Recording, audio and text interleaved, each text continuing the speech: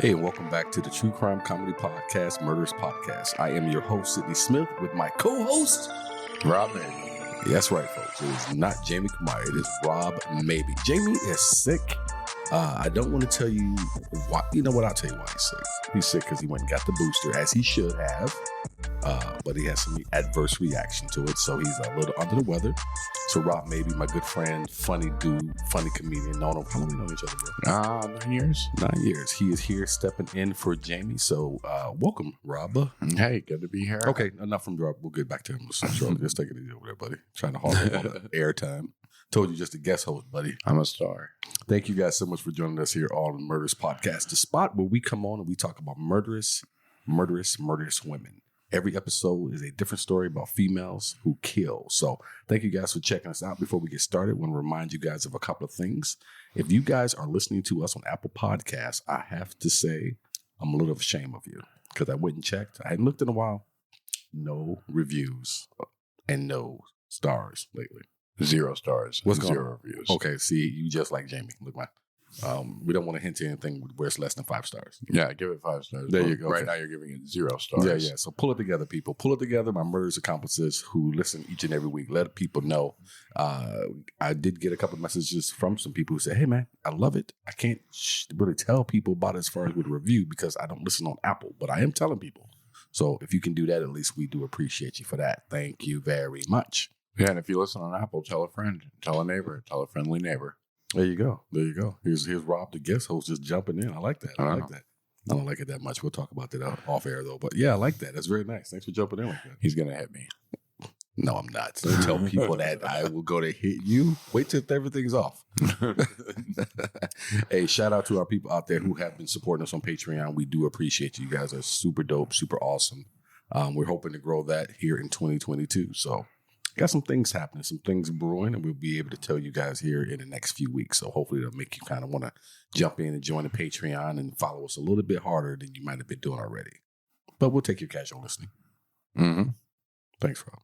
See, All contributing to the very minimum, as you wish. Rob, tell the folks a little bit about yourself. My name's Rob Maybe. I'm a stand-up comedian. I tell jokes about my life and relationships, things like that. I feel like when Jamie got the booster and got a little sick, Sidney was like, I need a replacement. I do a show about crazy women. I might as well bring in an expert. That's pretty much all I date. So I'm coming in from a different point of view because I know a lot of the warning signs. You know a lot of warning signs for something, but you never listen to them. No, I ignore it. You stay right. There's no fun in being in a non-toxic relationship. You stay right in that wave, man. You stay right in that wave. But I will tell you, I can't think of one girl you haven't dated or married that I didn't like. Yeah. They're all likable until they stop liking me. All right. So you were telling me this story yesterday. We were talking on the phone, and you're telling me this story, and this kind of goes a little bit of a different way. And I want my murderous accomplices to either message me on murderesspodcast.com, or if you are a close friend of mine, shoot me a text and give me your thoughts on this. After Rob tells this story, we're going to debate this a little bit. Rob, go ahead and tell us about the comedian that you were speaking about. I was hanging out with a comedian this weekend, and he was telling me about how he had sold all his worldly possessions and bought a van and converted it into a tiny little home. Okay, wait a minute. Let me stop you there. He sold all of his worldly, like he had a house and whatnot, or what? No, he was probably renting an apartment, but he sold like his dresser. You don't need a dresser when you live in a van, from what I understand.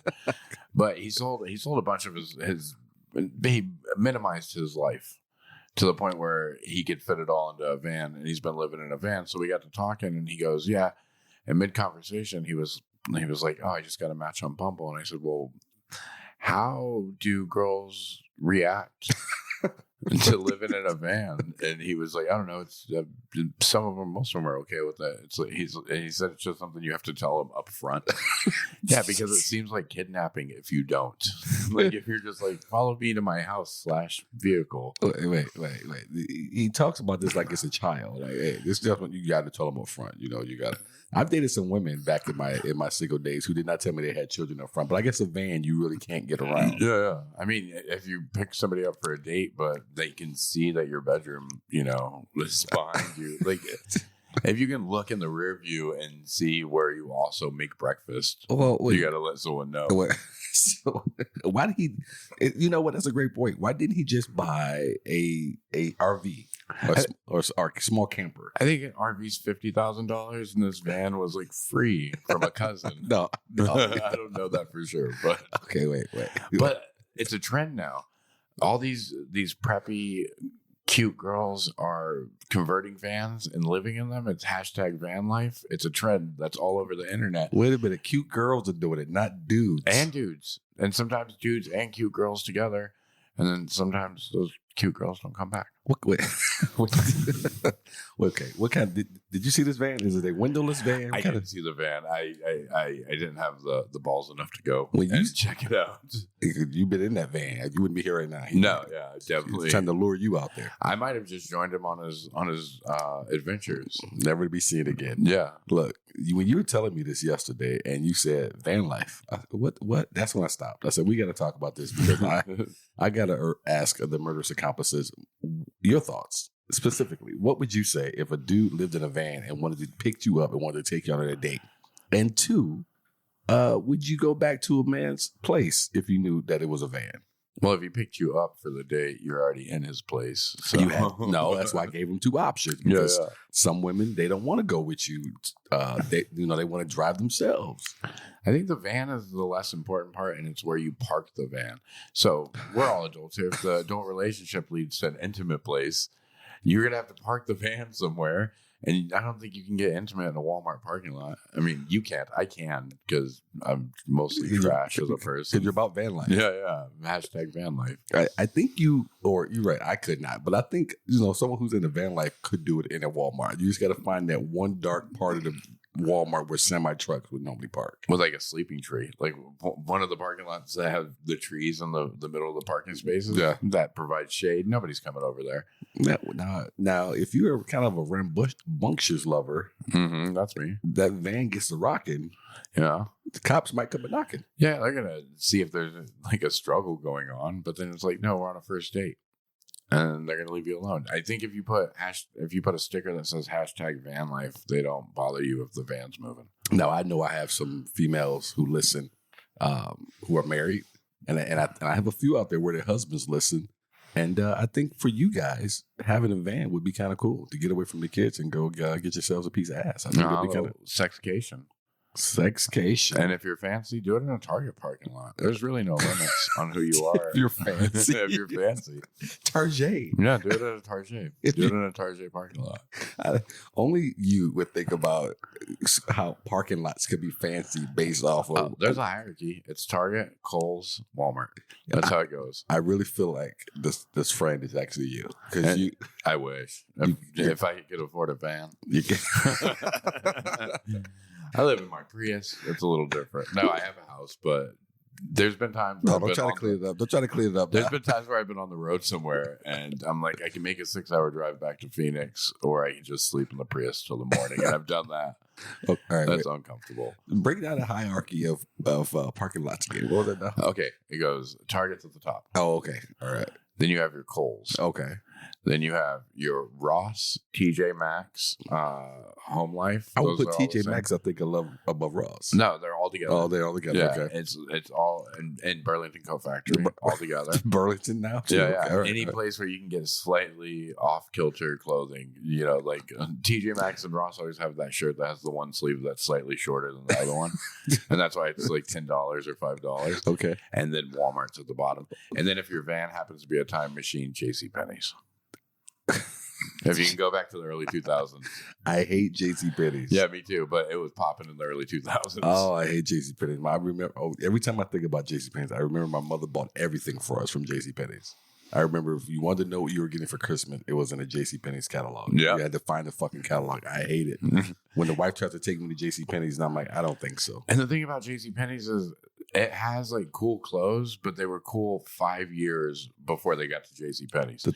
the thing about JCPenney is you've never seen a man or anyone with a penis who looked happy inside of it. All right. Not the guy who works there, not the guy whose wife is making him hold his purse. Yeah. No, nobody's happy. Not the little boy who's being brought in there. His grandmother, someone, you want some short pants? No. Short pants. You want these jean short pants? Jean short pants. Some jort pants? Jorts. Yeah, let me tell you, I'm a little disappointed. I'm a big fan of the show, and I assumed there would be Pop-Tarts as a co-host. I assumed that I would have Pop-Tarts. Well, you, sir, did not talk to Jamie ahead of time, I guess, because Jamie would have told you that the first thing he does when he comes to my house every time is head straight to the kitchen to the Pop-Tarts. See, I thought they would be provided. I did not talk to Jamie. I thought it would be my microphone and a thing of Pop-Tarts. Why would I provide you and Jamie with Pop-Tarts when neither one of you should be eating Pop-Tarts? I don't know. Why do you provide Jamie with Pop-Tarts currently? I do not. At the Murderous live podcast, the ladies of the Murderous show provided him with Pop-Tarts. Okay. Well, if I ever need to co-host a live podcast, I like Pop-Tarts. I prefer Reese's peanut butter cups, ladies. Fucking you and Jamie always with the free food. Oh, dude, that's the quickest way to my heart. For free food? Yeah, just free garbage food. Good to know. If you bring me a salad, I will never talk to you. Okay. Get the salad over here. Yeah. It's probably in your best interest. All right. So Kevin Hart's coming. Yeah, he is. Bad segue, folks. But Kevin Hart's coming to Phoenix. I'm super excited for it. I'm excited. I'm more excited than I thought I would be with Kevin Hart coming. He'll be at the Tempe Improv. No, don't stop what you're doing to try to buy tickets. The man sold out 6 shows in an hour, so they're all gone. But if you are in the Phoenix area, I would suggest jump on to Tempe Improv and become part of their email list, because who knows, he may add more shows. You never know. Yeah, and you'll be the first to know if he does. Also, you could try one of those ticket scalping websites, but those tickets are going to be crazy expensive. Okay, so we're not talking about ticket scalping websites when we're talking about one of my home clubs, the tickets there. No, I know. Well, the tickets are already sold at one of the home clubs. Jeez. I'm saying between the Walmart sex and the van, now scalping tickets. Walmart sex sounds way worse than what I was describing. I was describing Walmart parking lot sex. I'm not getting busy in the produce aisle.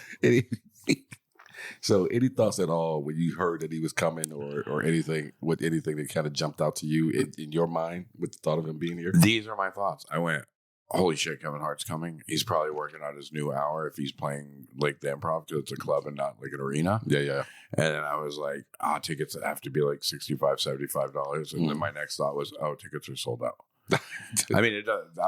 I'm going to try to ask every connection that I know to try to get in and watch from the shadows at least one set. But it's amazing that he can sell those shows that quickly. Yeah, tickets went for $50, and they sold them out. And like I said, in an hour, 6 shows, and I believe Tempe was $450. Yeah. So do the math on that yourselves, folks. But when I first saw it, I said, first thing I thought was, okay, I got to get the word out. So I threw it up on my IG and on my Facebook to people, and then I thought to myself afterwards, I shouldn't have did that, because everybody was complaining to me about, this is already sold out. Well, I don't know what to tell you, player. Now you're the bad guy. You got to be quick. Mm-hmm. Quick. Can you hook me up? Can you? There are no hookups to be had for something like this. None. And the fact that 1,500 tickets sold out in that short amount of time is amazing. $50, man. Yeah, $50. It's not. I mean, it's more expensive than the normal comedy club ticket, but it's not crazy for a Kevin Hart ticket.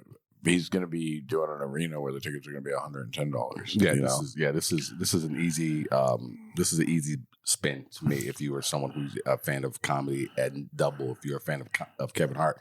The other thing was, I said I'm going to be in the building for every show, because I just want to see him, because like you said, he's building this set for his arena tour and for the next special. So not that I can travel around the country with him. I'm interested in seeing how that set changes, or how he polishes it from Friday to Sunday. Yeah, see, that's what I was thinking too.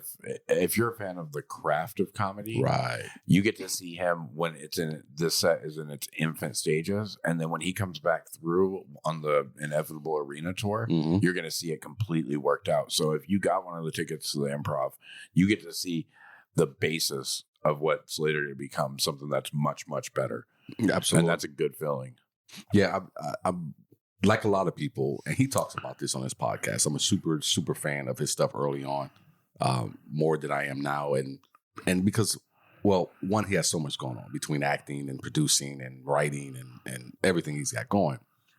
I always have said that comedians I see as like rappers, where once we reach a certain level of success, we really don't have anything to really talk about with the everyday person like we used to when we were coming up. Yeah, especially with his level of success, because you can't relate to most people.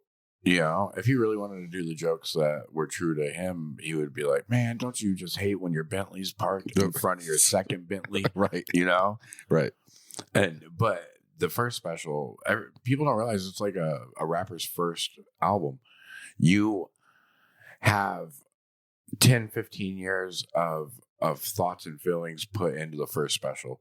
So the first special or the second special is usually the best one you're going to do, because you've been working that out for so long. And then after that, it's like, okay, you have a year or 2 years to put out your next special, so you rush through it. I would even say when it comes to Kevin's first one and maybe first two, it's more like a rapper's underground mixtape that finally went public. Yeah. Because he produced those all himself. Yeah. With his own money and so on and so forth. So, and for people out there who are not artists like myself and Rob and so on and so forth, when you're putting your own money behind it, you're trying to put the best product you can, but it's not the same as if you had that mega money from a studio putting it behind it. Yeah, and so you do have all the control. You can say what you want to say, so on and so forth. That's why I say I kind of think of it like a mixtape. Yeah, you're trying to put out the best product at the cheapest way possible because you're spending your own money. And the problem is with that first special, if it doesn't hit and it doesn't help build his fan base, he's just out all that money. So you have passion and sweat and tears and a lot of stress. Right. And it's important. And you and I talked about this with some of the things that we're doing. In our conversation was, for me, it's been 5 years trying to find the right people to create my infrastructure with. Yeah, you got to build a team, but you don't know who should be on your team. Right. You don't know right away. You think you do because everyone says they want to be on it. And I get it. I want to work hard. I want to whatever. And then you figure out, but through trials and tribulations that, oh, yeah, you were not the person you said you were. So it takes 5 years. So, yeah, definitely when you're putting your own money into it, it's so important to get it right. And then to also make sure you got the right people around them. And that's one of the things Kevin, I don't want to say he's been lucky, but he's been blessed to have a team around him that has saw whatever he saw. And wanted to push right along with him. Well, even from the beginning, like with Keith Robinson taking him from Philly to New York, and it was him and Big J. Yeah. And they were just out of all the Philly comics, they were the most driven comics. And Keith saw something and said, hey, let me introduce you to the people I know in New York. You need people that are willing to work as hard as you. And he was very lucky that he's always had that group of people around him. Plus, we don't know what his camp goes through. There's probably people that aren't willing to work that hard that he's cut out. Oh, absolutely. Absolutely. And that's what I say, those trials and tribulations. The other thing that was great for him, and I didn't know this till a few years ago, Dave Attell was the one who hooked him up with his manager. Yeah. Because Dave saw it and said, hey, and called, and I think they should have same manager actually, and called and said, hey, you got to see this kid. And so, it does take this person seeing you, that person seeing you, that person seeing you, this person. But I don't know if I'll get close enough to shake his hand, take a picture, or anything like that. But I definitely know, and I was speaking with someone down at the club earlier today, I definitely know I just want to be in the building and feel that energy, because that energy is going to just be amazing the entire weekend with him in town. Yeah, that's awesome. It's going to be a good weekend. I can't wait to see the line of people out there. And one of the things I am looking forward to is being able to walk right past that line to go right up and walk right into the club. Yeah. Yeah. If you have especially, it hasn't really been this way for me in the last few years, but when you first start making a name in your city as a comic, all the clubs know you. And it's one of the most rewarding feelings knowing you could just walk up and be like, hey, I'm going to pop in and watch this. And they're like, all right, come on in. Yeah. Yeah, absolutely. I've had some comics reach out to me and hint. I say hint anyway, that want to know if do they think they'll be able to, and I said, I don't know. You have to see, I guess. Yeah. I don't know. Ask someone. I'm pretty sure this will not be a weekend where you can just, anyone and everyone can just drop in because they feel like they want to drop in. Oh, also, it's sold out. So there's definitely seating issues. I mean, there's probably that row. But, yeah, people aren't just going to be able to walk in if they want to. So to be able to do that's great. So I'm looking forward to it. Again, if you're in Phoenix and you want to check out the show, he's at Tempe Improv last weekend of this month. Join that email list. I don't know for sure, so don't hold me to this. But Kevin's been known to add some shows, and Kevin doesn't give a shit about doing shows on Mondays or a Tuesday or anything like that. So if he doesn't add some shows, I'll be surprised. If he does add some shows, I won't be surprised. So join the email list. Who knows what may happen? Maybe get a chance to get some tickets. Yeah, and if he wants to do Monday and Tuesday, the club would have no problem with that. Oh, absolutely. He's a great comic, and they're making plenty of money. So it's a win-win. I'm following a lot of the things that he has said that he did coming up. So I'm following some of that playbook, and one of them was doing shows on Mondays and Tuesdays. So don't be surprised if he adds those dates. Hey, Jamie, before we get into it, and we got a good one, actually. And folks, Jamie. Just call me Jamie. Did I call you? There you go. Jamie, before we get into it, I get it. Oh, my bad, Rob. I don't have a creepy Boston accent, but no, nothing against his accent. It's not creepy. It's just... You got the creepy eyebrow, though. I do. What's going on with my eyebrows? They're getting thick. But before we jump into it, I did want to touch on something. I want to get your thoughts on something. And I want to get the thoughts of the murderers out there, too. Murderous accomplices, too, if you guys want to share in this. So this morning, I was watching the news. And they had this story about this man's son who died from pills. They were counterfeit pills that had been laced with fentanyl, and he died from them. But the kid bought the pills on Snapchat from whomever he bought them from. And the man was very upset, and he wanted Snapchat to apologize, and it was Snapchat's fault, and blah, blah, blah, blah, blah, blah, blah, blah, blah, blah. And I don't want to make this political for you folks out there whose asses are probably getting tight right now that we're even having this conversation, but we're adults, so let's have the conversation. Yeah. I don't know if it was the Republican in me or maybe it's the adult in me, but why would this man think Snapchat owes him an apology when it's your son who's using their product to do something that he shouldn't have been doing? I always get a little bothered with people in general who do that. What are your thoughts? Am I right? No, Am I wrong? I agree with you 100%. Okay. You can't get mad at Snapchat because he used it. It's a messaging device. It's a way of connecting. That's like going, I'm mad at Snapchat, but I'm also mad at Verizon because they provided the cell phone service, and I'm mad at Apple for making the cell phone. He's basically mad at everybody but himself for being a bad dad. And I don't know if he's a bad dad, but he definitely wasn't in his kid's life enough to know that he was buying pills, and this is an easy scapegoat. It's easy to go, it's Snapchat's fault. Snapchat shouldn't allow my son to meet up with people like this. Right. But you shouldn't allow your son to meet up with people like this. Yeah, I don't have a kid who's hanging around the house or anything like that who's I have to be careful on social media with and all those different things. So, I don't want to besmirch anybody out there who has, but I do have friends who have them, and I've had these discussions with them over the years, and they always fall on both sides of this fence. And you have some who are hardcore, like, no, my kid isn't because I would do this and I do that. And then you have parents on the other side who, I don't know, maybe have a little more trust. Maybe they don't have the time. I don't know. But I know what side of the fence I fall on, and I'm kind of with you. And I'm with you, I think, even when it comes to when they talk about Instagram is bad for young girls and so on and so forth, making them feel bad about their body and so on and so forth. I think at what point do the parents have to step up and say, "Yo, that might be on me"?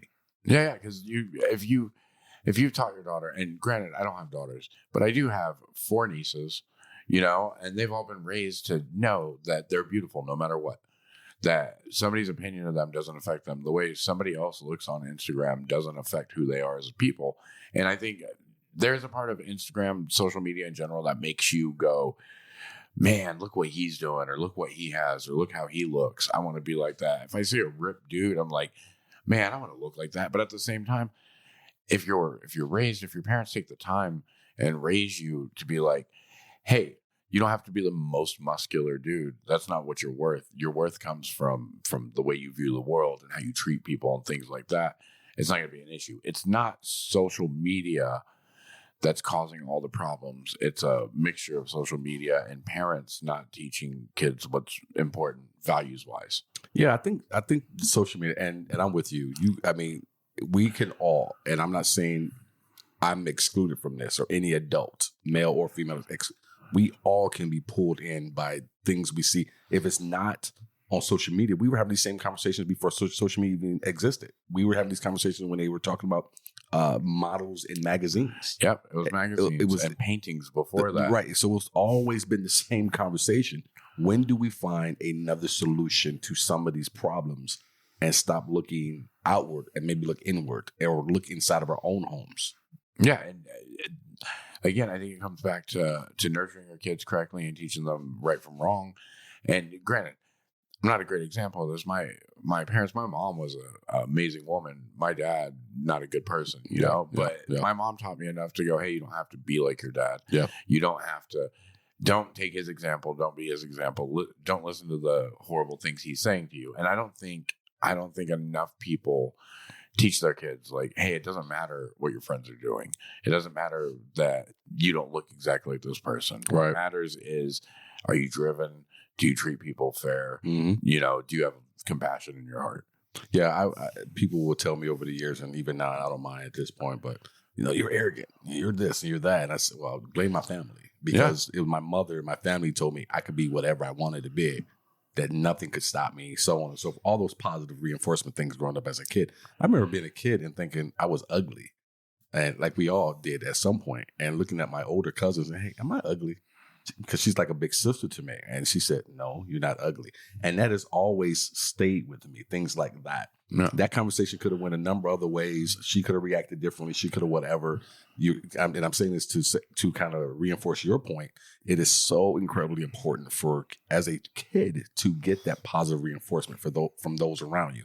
Not to say that everybody has that, and because nothing is absolute. And I feel sorry for those people who did not. But we cannot continue to blame everything on the outside. Yeah, 100%. And if your cousin would have said, like, yeah, you are ugly, that might have drastically changed your life, you know? Drastically. But also, you can be taught to be confident and not come off as arrogant. I don't think you come off as arrogant. I think people are just so used to everybody being fake and going like, no, I'm good, but you're great, you know? Yeah. So when somebody goes like, yeah, I'm pretty fucking good, then they go like, oh, look at this arrogant guy. It's like, no, I'm just saying, like, I think I'm pretty great. I definitely agree with that, because I want, and I think I do with my friends that I care about, such as you. I think I am always trying to be positive and uplift and say, why don't you try this? You're good at that, or try this, and so on and so forth in conversations with them. So I'm with you. I don't think I'm arrogant either. I think I'm confident.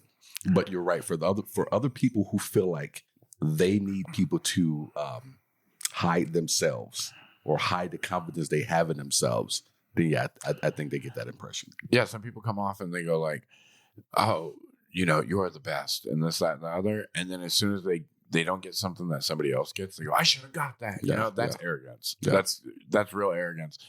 And there's just so many people that put on a mask nowadays and go, yeah, no, we're all great and we're all equal, and nobody's better than anyone else, and we're all perfect, and we're all supportive, and then they're the biggest like jerks, hypocrites. And, yeah.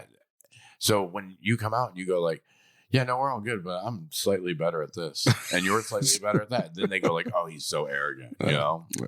Yeah, it's funny. No, so not to talk about all about myself, because though I'm arrogant, but yes, I appreciate you coming on, man. Hopefully the murderous accomplices have appreciated our banter. I know it's probably not quite the same without Jamie and that weird Boston accent, but yeah. Well, hold on, I'm gonna try it. Oh, go ahead. Let's do it. I parked the car by the bar. It wasn't far. Where's your Pop Tarts? You sound just like a Kennedy. Nice work. Is it sex or in the butt? Taryn, that's for you, Taryn. That was for you. All right. Jamie, shout out to Jamie if he happens to hear this, because he wrote this week's story, even though he is laid up, not feeling well. In fact, I thought my man was feeling really, really bad. I thought he had something much worse, but nope, it's just a reaction to the booster. So get well, bro. We will see you here next week. But in the meantime, we got Rob Maybe here. So, Rob, thanks for joining us, man. Oh, awesome. And thanks for having me. But also, shout out to Jamie. Me and Jamie go way back, too. And I love the guy. Yeah, you guys used to be roommates. We used to be roommates, years back. Yeah, I've known both of you almost the same amount of time. Yeah, you guys used to be roommates, and two good dudes. He was the best roommate I've ever had until the Patriots lost the Super Bowl, and then he's such a prick. It was a long night that night. He's such a prick with the fucking Patriots. I'm so glad they're out of this fucking playoffs already. That's probably why he's really sick. He didn't want to come here so I could talk shit about the Patriots. That's what it was. He's laying low for a few weeks. But Jamie found a good one, so we're going to jump right into it. On this week's episode of Murderess Podcast, we jump into the story of Sherra Wright. Lorenzon Wright was a basketball prodigy from early in his life. He was star at Booker T. Washington High in Memphis. A McDonald's All-American, Wright earned a spot on the 1994 Parade All-American second team. Wright also met his future wife while in high school. Sherra was the daughter of Wright's AAU coach, Julius Robinson. First off, you can't date your coach. You can't date your coach's daughter.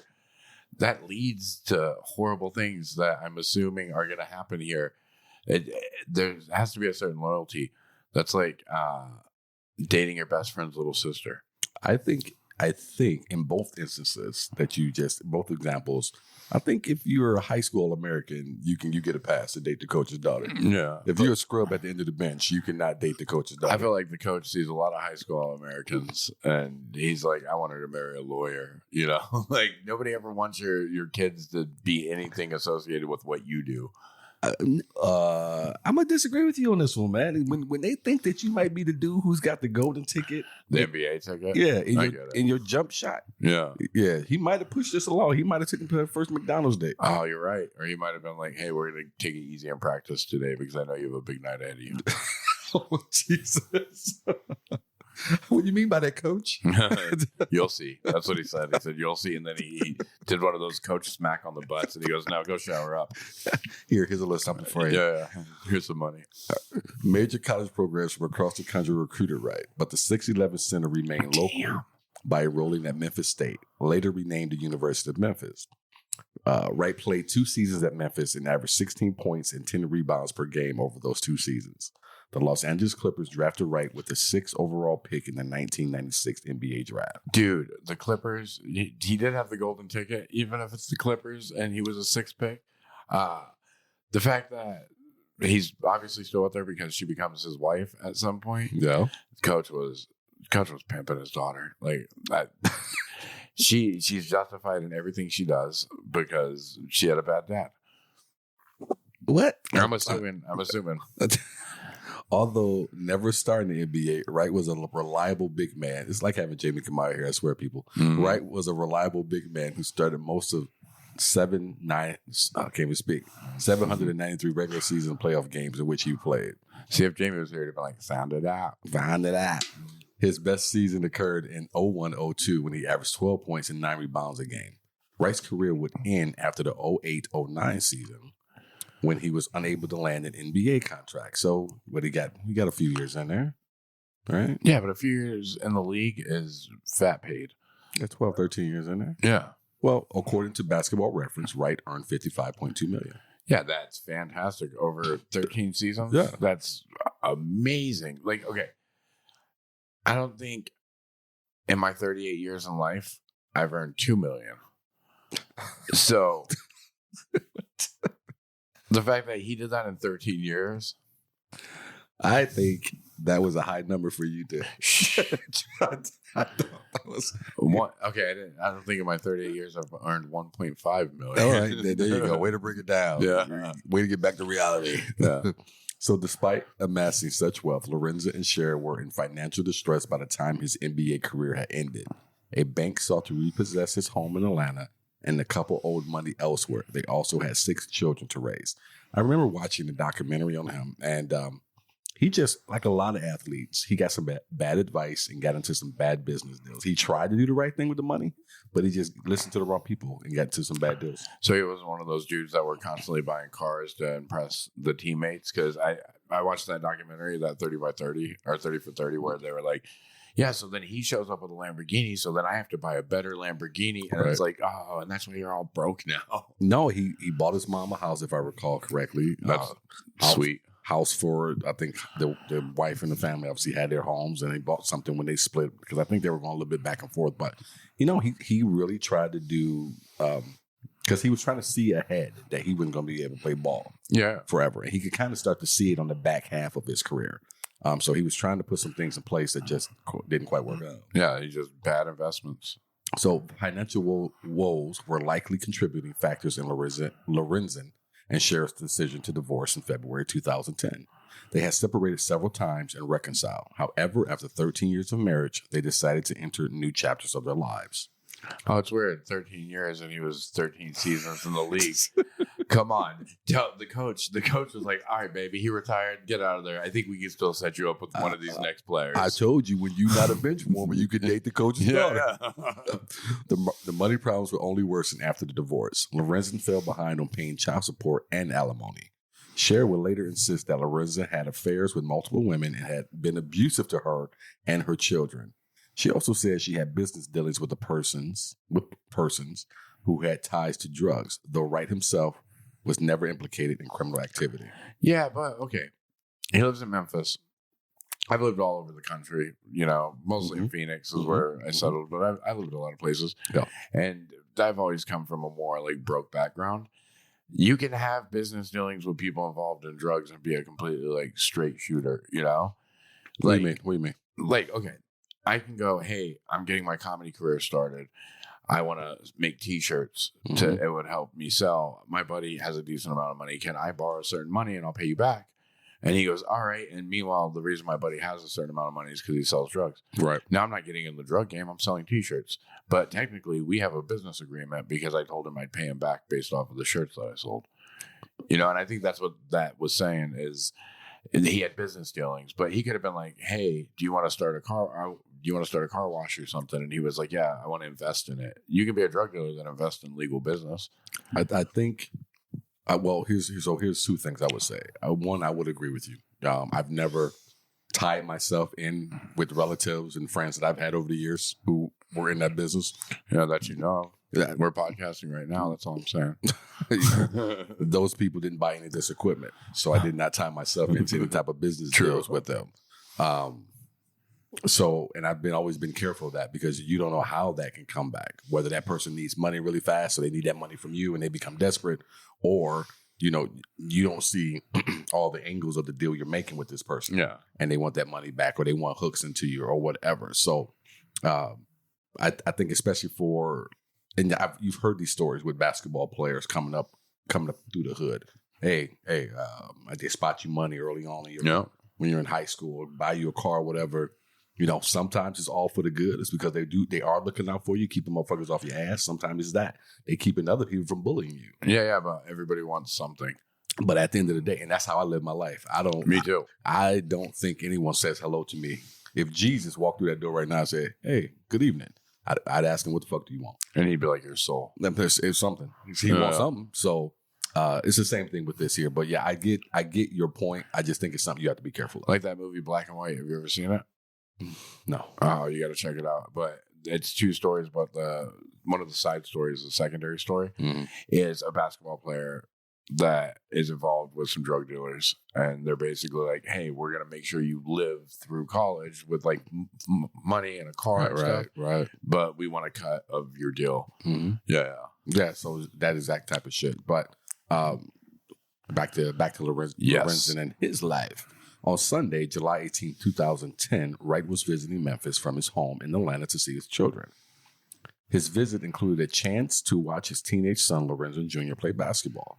That evening, Lorenzon Sr. visited his ex-wife at her house in Collierville, Tennessee. Maybe it's Collierville. It's Collier. Either way, it's not Memphis proper. So obviously, they still have a decent, some money if she's living in the suburbs. Right. Sherra later told police that Lorenzon would leave her house with another person whom she did not know, and that they drove off in a vehicle she did not recognize.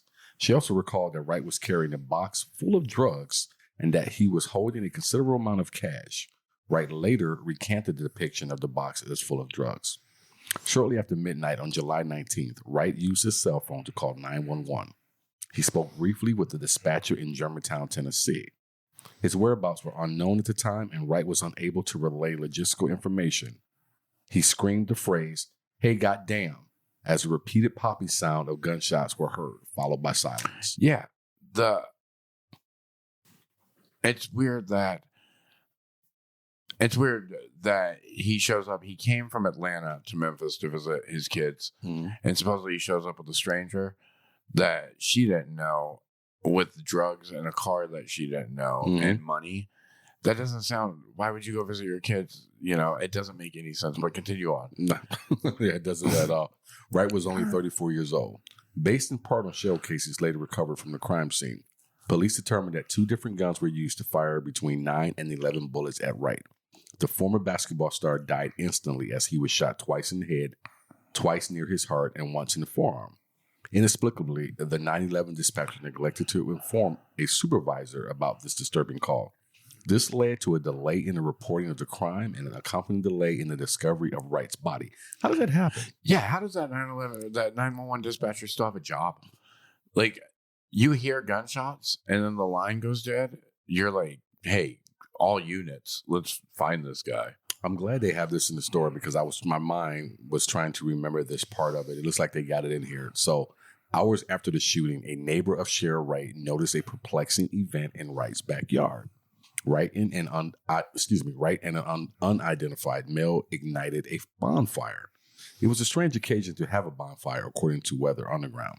The temperature in Memphis that summer day reached 93 degrees. I would say, yes. In the South, 93 degrees? Yeah, with all the humidity. That was a strange fucking day with a dew point of 73. So it was also quite muggy. So, yeah. So nobody wants to stand around a fire. No. You got 73% humidity out there? Yeah. The heat? No, thank you. So 3 days later, Wright's mother, Deborah Marion, called the police to express worry that neither she nor any other family members had heard from Wright. This prompted a multi-day investigation, which included interviews with persons who had last seen Wright. Sherra Wright was thus a key witness, and her home was searched pursuant to a warrant, though police did not find probable cause to charge her. Wright's decomposed body was found on Wednesday, July 28, in a remote area near the TPC South Wind Golf Course. By the time it had been discovered, Wright's 260-pound body had been exposed to intense heat, rain, and animals. It had shriveled to just 57 pounds. That's nuts. Oh, my God. Okay. So I think the dispatcher was in on it. I know it's unfounded claims, but there's no way you don't report that. You don't go, hey, there's gunshots happening. You immediately talk to somebody and go, hey, boss, this guy just said, hey, goddamn, and then there was 5 gunshots, and now the line's dead. Did you just say the dispatcher was in on this? Yeah, it was a multi-person operation. You're not gonna. You're not to get all Alex Jones on you, but you're not going to hear this on mainstream media. This is some. I have the real facts. All right. Wait.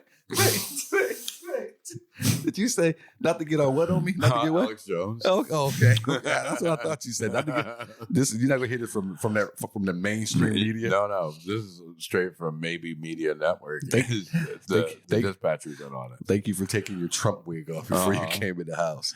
But 260 pounds down to 50. Again, like we were saying, folks, if you've never been in the South, that heat, that humidity is insane. So for this man's body to go from 260 to 57. Yeah, that's nuts. And over, what was it, a few weeks? Well, I don't think it was that long, was it?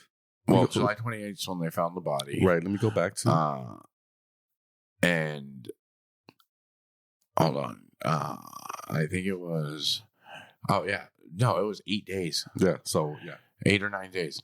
Yeah, that's insane. Yeah. So not a few weeks, but also it was found at TPC Southwind Golf Course. Now I don't play a lot of golf. I'm not really a golf guy, but I did play a lot of Tiger Woods golf on the PlayStation. And TPC Southwind is one of the Masters courses. Wait. Okay, what about who dumps a body in like a super nice golf course? I love that you're breaking this down. That you're all of your inside reporting. Yeah. No, we'll get to the bottom of this together. comes from. I'm going to quit comedy and be a investigative journalist. Actually, you're going to be one super sleuth. Yeah, I can't, super sleuth. I can't wait to see this. So the shooting did not appear to be connected to a robbery gone wrong. Wright was still wearing visible and expensive apparel, including a gold necklace and a watch. The shooting was consistent with a deliberate attempt to take Wright's life. The criminal case essentially went cold for the next 7 years. How? Hey, man. When you have an area where the 911 operator doesn't even know to tell the supervisor about the call, that tends to be true. They're probably not they're not Sherlock Holmes there. That's for sure. No. Also, she reported that he had a box full of drugs and money, and then nothing was stolen. So, did they find the box of money? Well, I don't want to. You don't want to bury the lead. I don't want to bury the police department. I'm going to assume that they put forth their best effort here. Yeah, but like we were saying earlier, not everybody's best effort is the best effort. Well, in the documentary that I watched about this, they seem that city really loved Lorenzon, even though he didn't become a megastar. Yeah, they were trying. They still had a lot of love for him in that city. Well, I've watched episodes of the first 48, especially in Memphis, and those it should be called "Here, watch this for 48 hours and see how dumb these people become." Like some of those detectives. It's like, you're a detective? Like, what is the qualifications? Have they ever played Tiger Woods Golf? Yeah, TPC. So, like, I'm pretty sure if you download the 2010 version of Tiger Woods and you pay TPC Southwinds, you can see his body in the forest, like right off the ninth hole. Okay, so and you can see a woman. It's a shadowy woman. She's the dispatcher. She's wearing a shirt that says 911 dispatch. And she's helping bury the body. Sherra Wright nonetheless raised suspicion. In addition to the oddly timed bonfire and her unusual responses in the SI Fox Sports interview, Wright's handling of money proved alarming. This was particularly apparent in regard to a $1 million life insurance policy that Lorenzon had purchased as a condition of the divorce settlement. Hold on. What was the unusual responses in the Fox Sports interview? I think we're going to get there, I think. Oh, okay. Yeah. Had purchased as a condition of the divorce settlement. The policy was paid a year after Lorenzon's murder. The wait was to be expected given the criminal circumstances of his death and suspicions about Sherra Wright. The insurance policy was not for Sherra Wright's benefit. It was intended to benefit their 6 children, with Wright designated the policy's administrator on behalf of her children. Within months of receiving the $1 million, Wright had spent all but $5.05. Oh, no way. That's nuts. I don't even think, look, I am horrible with money. I don't think I can spend $1 million within months down to $5. You don't think so? No. What am I going to buy? A house? A Tesla? A Lamborghini? A van. Several. Yeah. Van life. I'm gonna have the first van life fleet. It's gonna be 5 vans. You have a van in every Walmart parking lot, and I'm gonna pay people to drive them all. So when we pull up next to each other, I'll be like, "That's my living room van. This is my kitchen van." $1 million gone. See that? They're all going to be old 1995 Chevy Astro vans, though, so they're only going to be $2,500 a piece. Ladies, you'll never get out of these vans. No. So she spent the majority of the $1 million in ways that appeared only loosely connected to her children's well-being. For instance, she used it to buy a house, purchase expensive furniture, acquire multiple luxury cars, and finance vacation travel. Worried by Sherra Wright's rapid spending of money that her ex-husband had intended to provide long-term benefit for their children, Herb Wright, Lorenzon's father and the executor of his late son's estate, sued Sherra Wright on behalf of his grandchildren. The Tennessee Circuit Court resolved the matter by ordering the creation of a trust intended to benefit the children. What? Well, there's only $5 left. What are we talking about? Yeah. Also, like, I respect him for being like, "Hey, let's sue her before anything else." But you can't make a trust with that little amount of money. I mean, unless you can put couches in the trust as well. Okay. Here we go. Okay, we go. Some more money here. Sherra Wright was named a trustee, but with the stipulation that she filed with the court regular accountings of money received by the trust and money paid out. The insurance policy was not the only sizable sum designated for the trust. Under the collective bargaining agreement between the NBA and the National Basketball Players Association, Lorenzon Wright became vested in pension benefits after playing 3 seasons in the league. Court records obtained by Sports Illustrated show that the NBPA owed approximately $184,000 as a death benefit. This amount was to be paid into the trust. I didn't even know they did that. What's that? How that there was a pension for basketball players. Yeah. I thought And football players too. I thought Allen Iverson was the only one that worked that out. No, there's a pension. That's one of the big things when you talk about pensions in athletes that they talked about when Tebow got signed by Jacksonville by Urban Meyer, which I know this is probably something you don't. I'm a hockey and MMA and skateboarding guy. Well, Tebow, this was a weird, odd thing because he hadn't played football in 7 or 8 years. Oh. His ex-college coach signed him to play pro ball for a position he'd never played before. But one of the things that some people floated out there was he did it because Tebow needed 1 more year so that he could collect a pension from the NFL. Smart move. So I don't know if he ever got to do that because he didn't make it for the full season or to opening day. So I'm not quite sure. But that was just one of the things because there are pensions for these guys. Yeah, and that's what same thing with Allen Iverson. He needed 1 more year on the Sixers to get his full pension. So they hired him in the back office for a year. There you go. So those court records also revealed that Sherra Wright had not that he needed a fucking pension, but I guess you never know what happens with all your money. But yeah, well, he spent it all on cars and things like that. From what I understand, he did spend a lot of money on and things. keeping dispatchers quiet. So those court records also revealed that Sherra Wright had failed to provide accounting statements to the court. Sherra Wright later withdrew from an effort to maintain control of the trust. A probate judge declared Herb Wright the guardian over the pension funds. Sherra Wright and Herb Wright also reached out an out-of-court settlement to resolve related matters. At around this time, Wright became more active in her local church, Missionary Baptist Church. She was ordained a minister. Wright also married a local sheriff's deputy named Reginald Robinson. Oh, keeping the enemies close. Very. She knows the cops are after her, so she's like, all right, I got to get a cop on my side so he can tell me what's going on. Wright further raised suspicions by authoring a supposedly fictional book in Mr. Tell Me Anything. Wright envisions a world that seems eerily similar to the one that she had lived and perceived. The book, which was published in 2015, centers on the life of a woman who marries a basketball star. The husband is unfaithful and abusive. During that same year, Wright relocated to Houston, Texas with a new boyfriend, Kelvin Cowens, and her children. She just left the sheriff? Yeah, it looks like it. You can't be pissing off the cops when people think you murdered someone.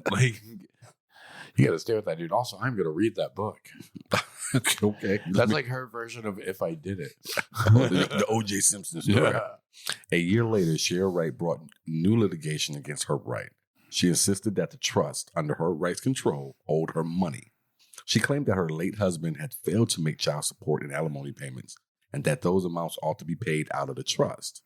The Tennessee court rejected Wright's petition on account of the legal principle of res judicata, which is a Latin expression that means a thing decided. Man, dudes were making anything in Latin back then. Mm-hmm. Decided.